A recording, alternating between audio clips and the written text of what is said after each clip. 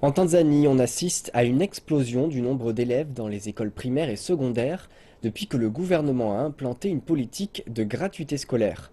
Une mesure qui plaît aux parents mais qui représente un grand défi pour les enseignants et pour le système d'éducation en général. Dans les salles de classe de la plus grande ville de Tanzanie, il ne manque pas d'élèves.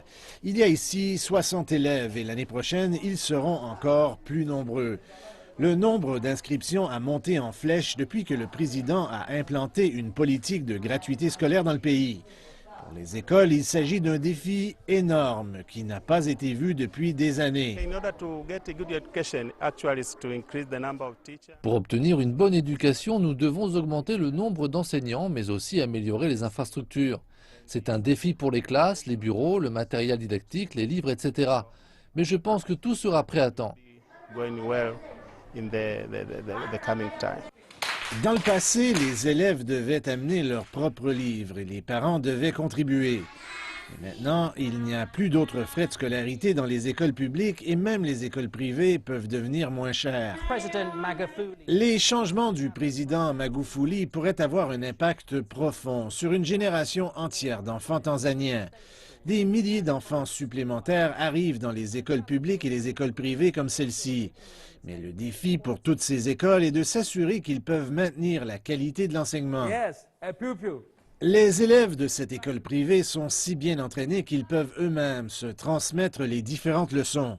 Et le personnel enseignant croit que plus d'enfants viendront ici. Alors, les écoles publiques sentent une certaine pression. Cette année, j'ai reçu plus de 40 nouveaux venus de l'école publique, ce qui nous laisse croire que ce que nous faisons est bon. Et c'est pourquoi les gens veulent s'inscrire dans nos écoles. Donc nous espérons que les écoles privées continueront ici à offrir de bons services. Pour les élèves, l'éducation demeure sacrée, peu importe où se trouve l'école. Les gens qui sont pauvres, les enfants qui sont pauvres, ils veulent vraiment aller à l'école, mais ils ne peuvent pas parce qu'ils ont des problèmes familiaux. Grâce à la gratuité scolaire, la plupart de ces enfants peuvent maintenant aller à l'école. L'éducation